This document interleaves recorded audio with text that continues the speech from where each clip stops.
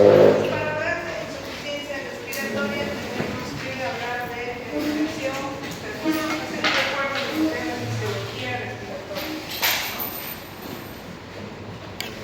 ¿A qué llamamos ventilación? Ventilación será lo mismo que respiración.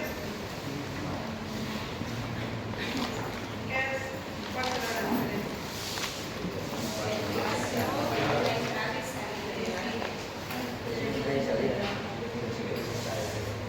La respiración es todo el proceso desde que entra el aire y se realiza el intercambio gaseoso. Recuerden que hay la respiración celular también, ¿cierto? Que hace la utilización del oxígeno en la célula, en la mitocondria, para todas sus actividades enzimáticas, ¿no es cierto? Entonces la respiración es todo el proceso. Dentro de la respiración entra la respiración y la ejecución. La ventilación, por el contrario, es eso, es la entrada y salida de aire, de volúmenes de aire.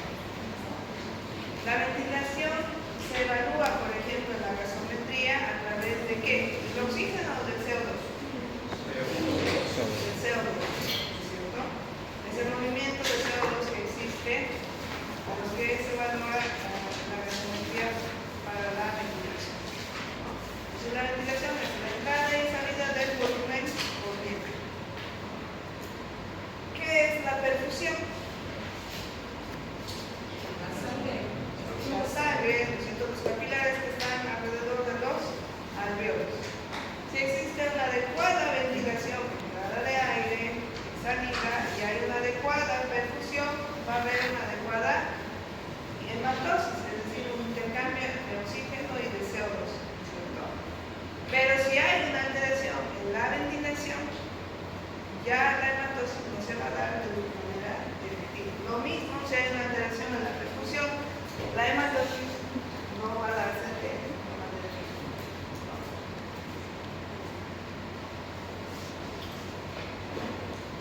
Esta imagen ya la hemos visto en qué patología de qué. De la fiebre, ¿Se acuerdan? de la fiebre. Es patología de la física, ¿cierto? Hablábamos de los centros respiratorios, ¿no? De todos los cambios que tenían que existir, de dónde estaban los sensores, las vías efectoras, ¿no es cierto? Los centros respiratorios, de dónde se recibían los estímulos, y por qué el centro respiratorio, el neumotásico o el amnésico, empezaba la inspiración y la limitaba, ¿no es cierto? Todo eso tenía que darse para que exista una adecuada respiración. Por ejemplo, en estados de acidosis, ¿qué ha pasado? Cuando había un aumento de la concentración de hidroquímicos, ¿quiénes se estimulaban? ¿Se acuerdan?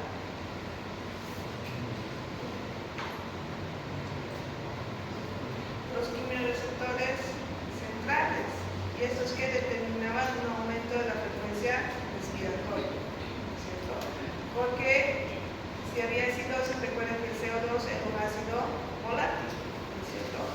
Y que se podía eliminar, el objetivo era aumentar la frecuencia respiratoria para eliminar mayor cantidad de CO2 y ayudar en el equilibrio ácido-base. Entonces vean que todo esto tiene que estar de manera fisiológica, porque si se altera cualquiera de los centros, ¿no? Del vago, de la parte muscular, ¿no es cierto? De la caja torácica, una alteración medular, todo eso va a producir insuficiencia respiratoria. Lo vamos a ver más adelante, ¿no? Entonces la integridad de esto es lo que nos permite estar bien en la parte respiratoria. ¿Qué más vimos? ¿De qué depende la ventilación pulmonar? De la cantidad de aire que introducimos a nuestros pulmones, que es el volumen corriente, ¿cierto? ¿Cuánto aproximadamente introducimos? Unos 350 a unos 500 ml, ¿cierto? Ya eso también depende de la frecuencia respiratoria. ¿Cuántas veces movemos ese volumen? ¿Cierto? Entonces todo eso determina la ventilación pulmonar. Si su paciente tiene la frecuencia respiratoria disminuida, ¿no? Por una lesión neurológica, está por 7 de frecuencia respiratoria, adecuada ventilación pulmonar, si mantiene un volumen de 350, no es cierto. El organismo ve a veces cómo suplir, y si son 8 respiraciones, trata que las respiraciones sean más profundas y que en una inspiración introduzca más de 500 ml. ¿No? Pero también tiene su capacidad de pulmón, más no va a poder. ¿No? Entonces es importante la relación entre la frecuencia respiratoria y el volumen corriente para una ventilación pulmonar adecuada. ¿No? También hablamos de ventilación alveolar, la otra pulmonar. Ahora hablamos de la ventilación alveolar, que es lo que pasa en los alveolos. En los alveolos, hasta la llegada del aire a los alveolos, sabemos que existen las vías de conducción, ¿cierto? Las que solo están encargadas de llevar ese aire hasta los alveolos. Y esas vías de conducción que representan el espacio muerto fisiológico, porque en ese espacio no hay intercambio gaseoso, ¿cierto? El único intercambio gaseoso donde se va a dar en los alveolos respiratorios y los arcos alveolares. Ahí es donde se va a dar la ventilación. Entonces, si el espacio muerto aumenta, si hay unidades funcionales, ¿cuál es la unidad funcional del pulmón? El alveolo, ¿cierto? La membrana alveolo capilar. Entonces, si existen alveolos dañados, varios alveolos dañados que ya no funcionan, aumentan el espacio muerto porque ya son lugares en donde no puede haber intercambio gaseoso. Entonces, a mayor cantidad de espacio muerto se va a ver afectada la ventilación alveolar. ¿No es cierto? Bien. La ventilación alveolar, entonces, ¿de qué es el resultado? De la ventilación pulmonar menos el espacio muerto. ¿Cuántos ml representa el espacio muerto? ¿Se acuerdan? Más o menos unos 150 a unos 200 ml, ¿cierto? Entonces, de esa ventilación pulmonar, que va a ser más o menos, a ver, 7.000 ml, ¿no? Porque estamos contando que, a ver, 500 ml por 2, ¿cuántos hay? ¿Qué? 6.000. Entonces, 6 litros es el volumen pulmonar. De esos 6 litros hay que descontar el espacio muerto y de eso tenemos la ventilación alveolar. Lo que realmente sirve para realizar la hematosis. Para que se dé ese intercambio de gases entre el alveolo y los capilares, tiene que haber diferenciales de presión, ¿cierto? Esta diferencial de presión es lo que se llama gradiente de presión, ¿no? Los gradientes que existen en el tórax son el gradiente de presión inspiratorio y el expiratorio. ¿De qué depende que exista un adecuado gradiente de presión inspiratorio? De que exista una buena distensibilidad pulmonar, ¿no? Y que la caja torácica también se pueda responder a la distensibilidad del pulmón. Es decir, ¿qué quiere decir eso? Que el pulmón en la inspiración se distiende, ¿no es cierto? Y la caja torácica es complaciente y leve, ¿no? Entonces, si hay una buena distensibilidad, va a haber un buen intercambio, va a existir la inspiración y el volumen corriente va a ser el adecuado. ¿Qué pasa en un paciente que tiene cifoescoliosis? ¿No? Si nos fijamos del lado en donde está la desviación, puede ser que este pulmón tenga todo el espacio para expandirse, ¿no? Y ser extensivo. Pero este lado del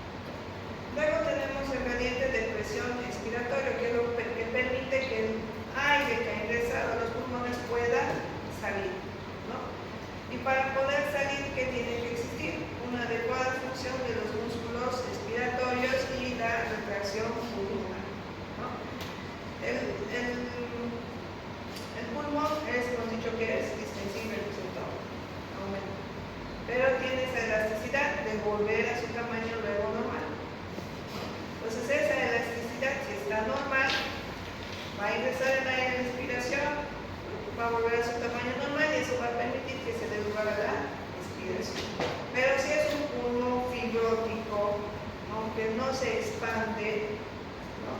Tampoco se va a retraer, se queda ahí el pulmón, ¿no? Entonces el gradiente pulmonar expiratorio queda alterado. Es lo que pasa en los pacientes con EPOC o enfermedad pulmonar obstructiva crónica, ¿no es cierto? Tienen, dependiendo de la patología de destrucción del parénquima pulmonar, pierden la elasticidad de sus pulmones y como no existe un adecuado gradiente respiratorio, empiezan a quedarse con un poco de aire, ¿no? ¿Qué quiere decir eso? Inspiran, digamos 400 ml, deberían esterilizar los 400 ml, pero solo expulsan 350 y se quedan 50. Y en la siguiente respiración pasa lo mismo, y eso es lo que llamamos atrapamiento alveolar, ¿no? O atrapamiento aéreo. Entonces siempre se queda un poquito más, y eso que hace, ¿no? Va aumentando la presión dentro de los alveolos y también induce presión, ¿no? Ya, entonces, recordando, para la distensibilidad pulmonar tiene que haber un tejido pulmonar elástico y un adecuado volumen pulmonar. Si hay tejido fibroso pulmonar, va a afectar la distensibilidad pulmonar. Si la dimensión superficial no existe, por ejemplo, hay un déficit de surfactante, se va a afectar la distensibilidad pulmonar, porque si no hay surfactante, ¿qué pasa con los alveolos? Se colapsan. Si hay edema pulmonar, están ocupados los alveolos de líquido, entonces también se va a afectar la distensibilidad pulmonar. Y si la presión capilar y venosa pulmonar están alteradas, de acuerdo con volumen pulmonar, también se va a disminuir la distensibilad pulmonar.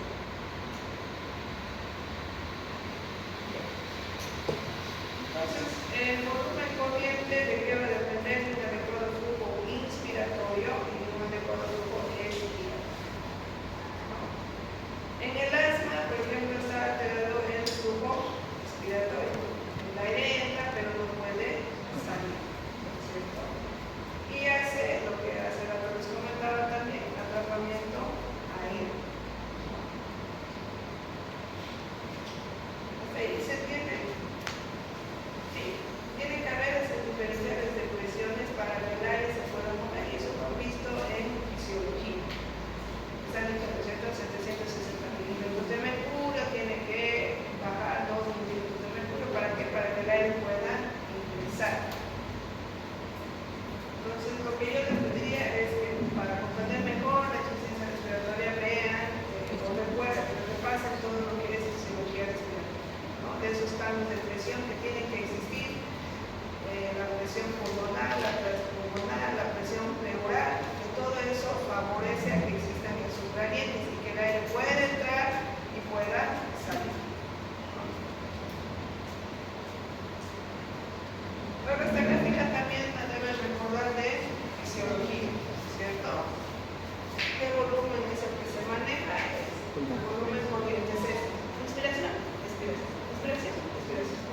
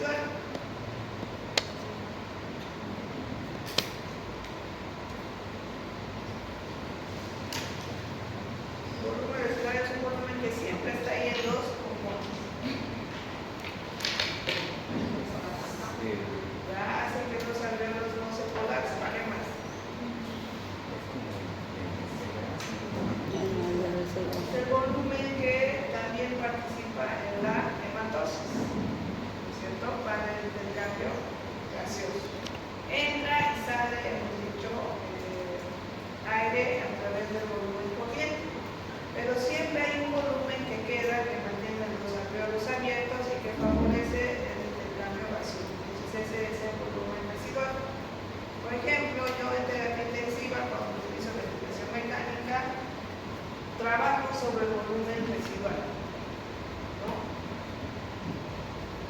Para aumentar el volumen residual, la capacidad residual funcional y ayudar a que el paciente respire con esas áreas del pulmón que normalmente no utiliza, ¿no? Esto es solo para que recuerden la parte de cirugía, ¿cierto? Luego tenemos la capacidad pulmonar vital, ¿no? Que la ven aquí en línea roja. Toda esta inspiración forzada.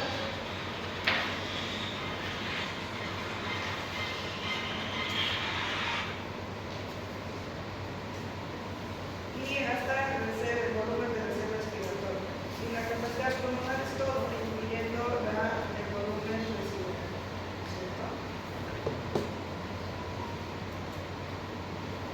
En esta imagen que podemos ver es el tiempo expiratorio. ¿Qué habíamos dicho del tiempo que existe entre cada respiración? ¿Cómo era esa relación entre tiempo expiratorio y tiempo expiratorio? ¿Se acuerdan?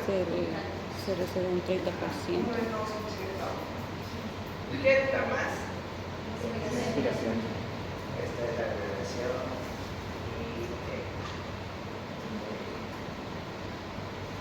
Inspiración. La expiración dura un poco más, 2 unidades de tiempo en relación a la inspiración. ¿Se acuerdan de esta imagen en fisiología? Las zonas de West. No.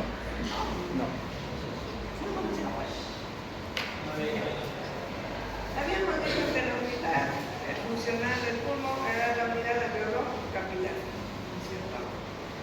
Depende de la integridad de esta unidad alveolo capilar para que exista una adecuada respiración.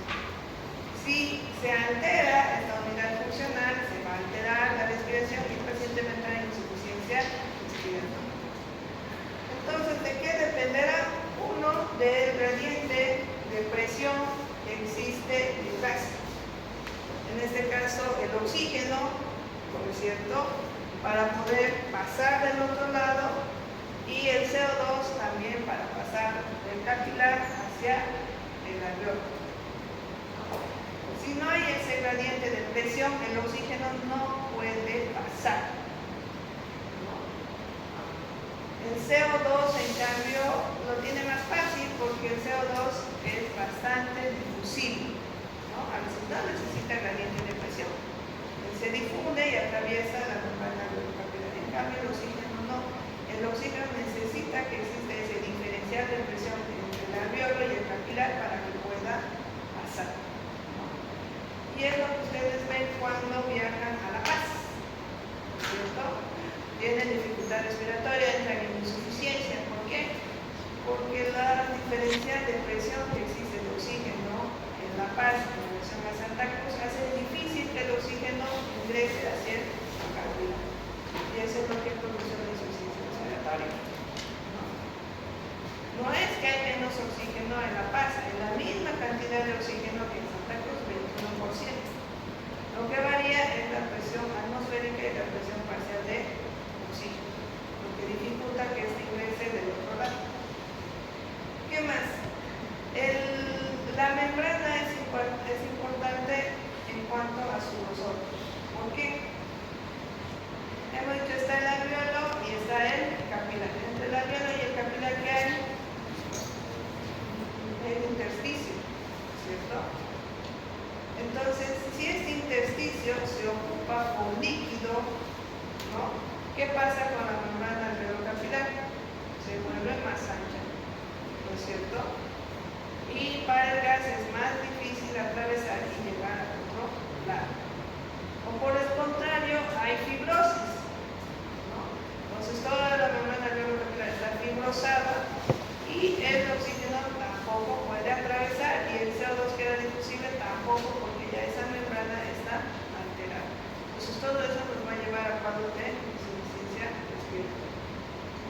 Ahora bien, ¿qué otro elemento importante hay? Es el surfactante, porque el surfactante evita que los alveolos se colapsen. Si no hubiera el surfactante, sería difícil respirar porque todo el tiempo andarían colapsando nuestros pulmones, ¿no es cierto? Ni siquiera podemos introducir aire porque todo el tiempo están pegados, ¿no es cierto?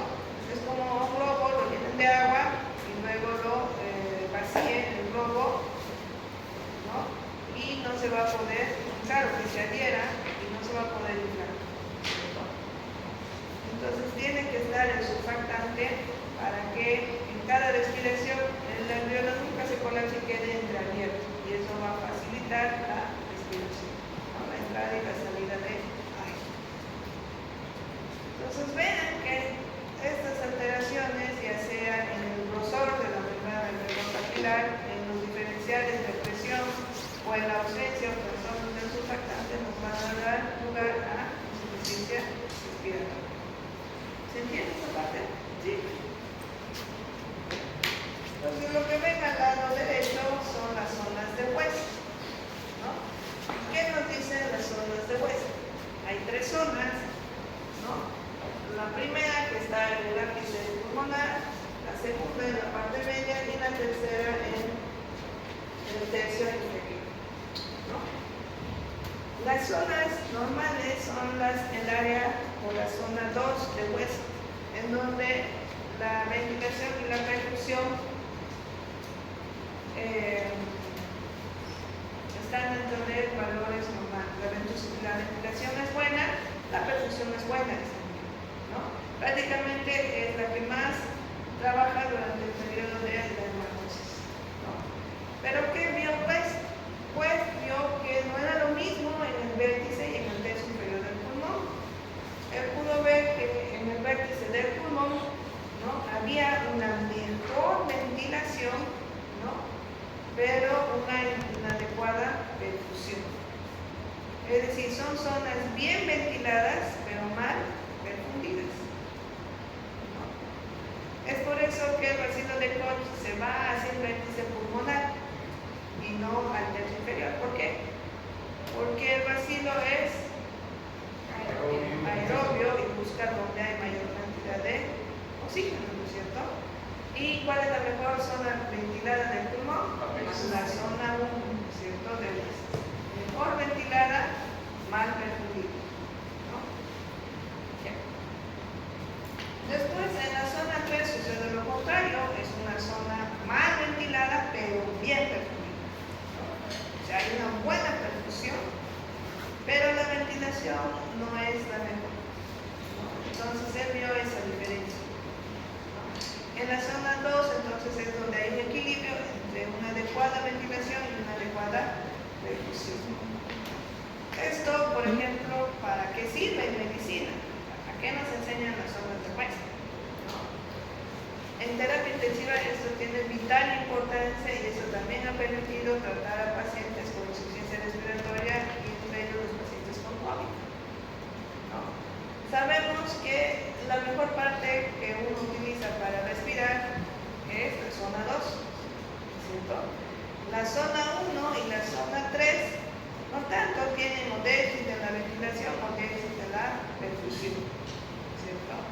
Entonces, ¿qué es lo que nosotros hacíamos? ¿No?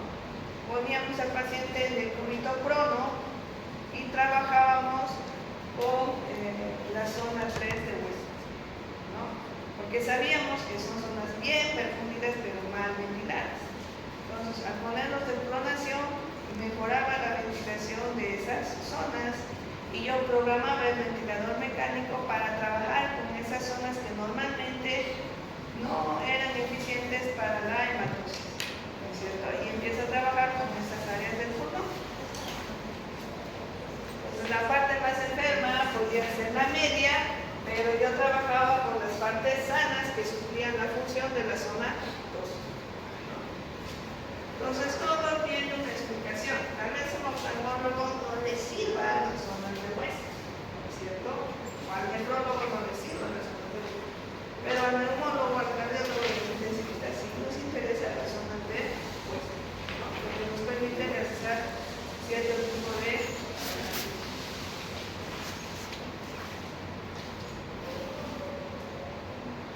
la importancia clínica varía según qué especialidad por lo demás son conocimientos que deben, ¿cierto? Ya. ¿Qué más? Esta es una fórmula para calcular el contenido arterial de oxígeno. No tiene que aprendérselo la fórmula, ¿no? Simplemente nos va a servir para explicar de qué depende el contenido arterial de oxígeno, es decir, la cantidad de sangre, la cantidad de oxígeno que hay en las arterias. ¿De qué va a depender? ¿Qué vemos en la fórmula? ¿No? El 1.36. Ese es un valor que no va a cambiar. Lo que nos interesa es la hemoglobina, ¿no?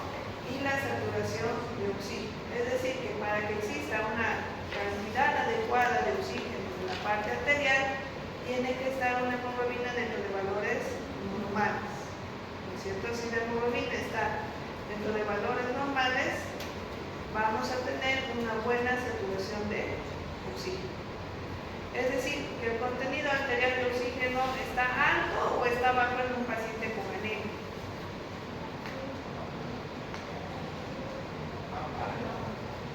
Bajo, ¿no es cierto? Ahora sabemos también qué hace el organismo cuando hay anemia. Para subir los números de eritrocitos, ¿qué hace? El organismo satura esos pobres eritrocitos contados que hay, los satura al 95-99%, ¿no? Bien saturados están cada glóbulo rojo. Y como necesita que lleguen a los tejidos, pero son muy poquitos los glóbulos rojos, entonces aumenta su frecuencia cardíaca, ¿no es cierto? Y hace que más veces trabajen esos pocos glóbulos rojos, ¿no es cierto? Para reemplazar la función de los que no están, ¿no es cierto? Es decir, que esos pocos glóbulos rojos son esclavizados y trabajan más allá de sus horarios de funciones, ¿no es cierto?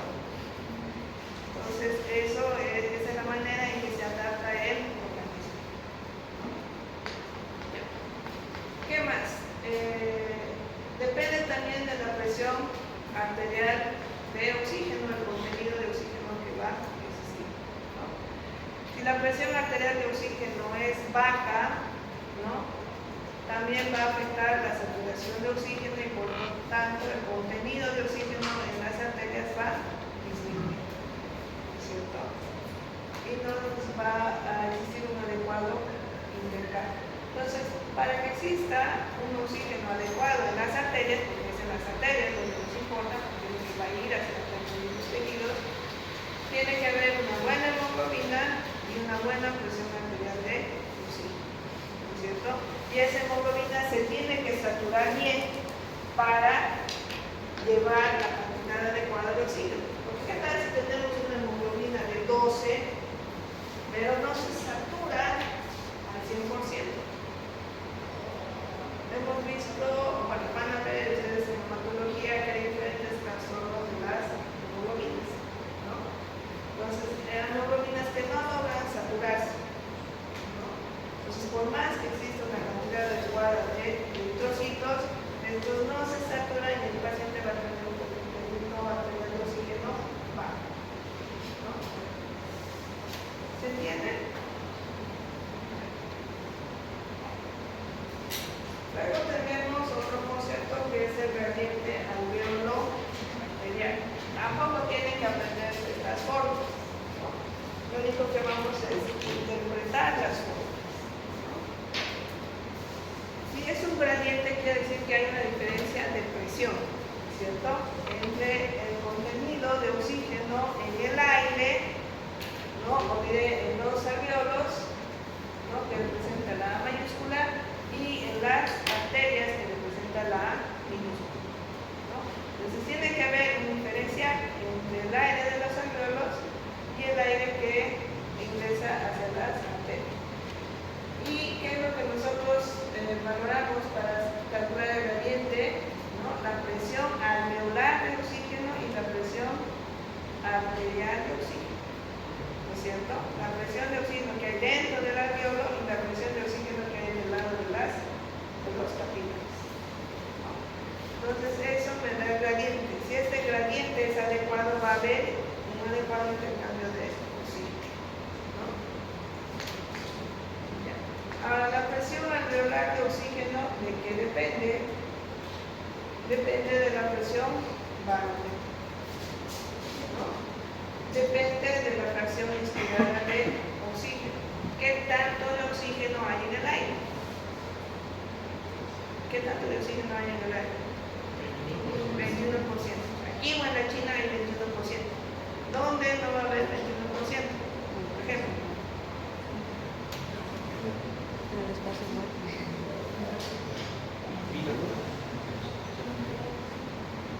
En La Paz. En La Paz. En La Paz. Ahí lo que va a variar es la humedad y eso va a hacer que disminuya o se dé la presión barométrica. Pero cuando ustedes entran a lugares, por ejemplo, lo que pasaba cuando buscaban los sarcófagos de las momias, ¿no es cierto? Entraban a lugares que por años han estado cerrados. Entonces son aires enrarecidos que tienen un montón de gases y tienen menor concentración de oxígeno. Entonces las personas que entraban se enfermaban y decían, oh, la maldición de la momia de Tutankamón. No, no era la maldición, sino que era un aire enrarecido con baja concentración de oxígeno, pues se desmayaban, ¿no es cierto? Entonces, en esas condiciones hay bajas fracciones inspiradas de oxígeno, menores del 1%. La presión barométrica, eso es lo que varía, la presión barométrica en Santa Cruz que en los otros departamentos, no, incluso en los otros países. ¿Cuál es la presión barométrica en Santa Cruz y en La Paz? A ver, busquen sus celulares. Presión barométrica. Valoración. Barométrica. Ah, sí, Santa Cruz.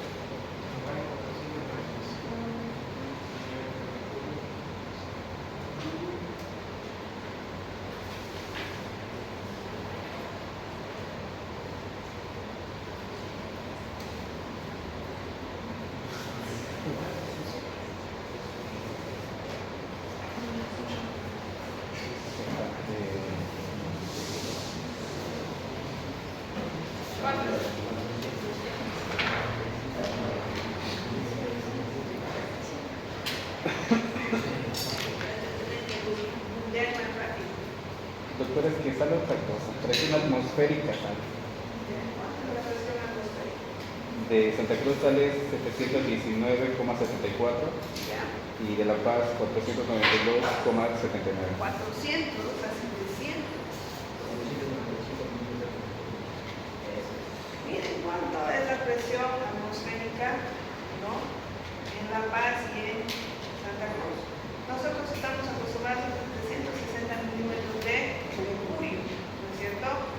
Ahora eso se ve afectado, sí, por la humedad del aire también, ¿no es cierto?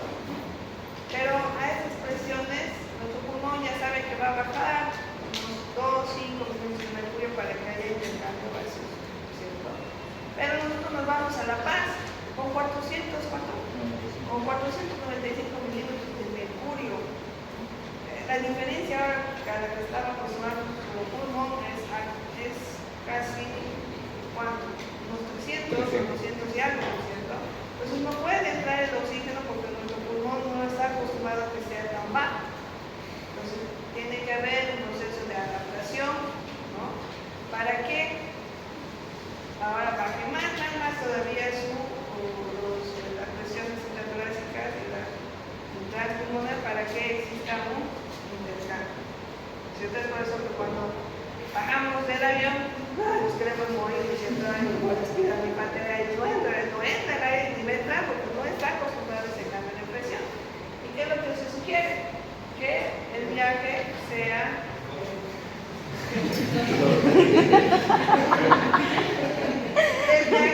terrestre, ¿no es cierto? Porque va a durar horas y va a permitir que la persona que está viajando en todo ese transcurso, poco a poco sus pulmones están acostumbrados, ¿no es cierto? Entonces eso es lo que va a pasar, ¿no? Ya.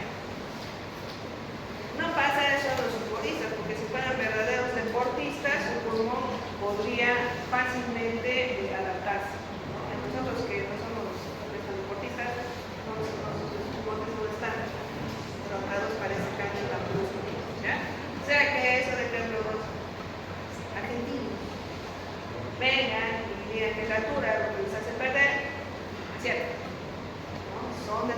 metabolistas y ellos tienen acondicionamiento físico. Su organismo va a responder fácilmente las primeras horas, ¿no? Ya cuando culmine el día ahí de 100 van a empezar con dificultad, ¿no? No las charlan, entonces. Entonces eso, no se preocupen.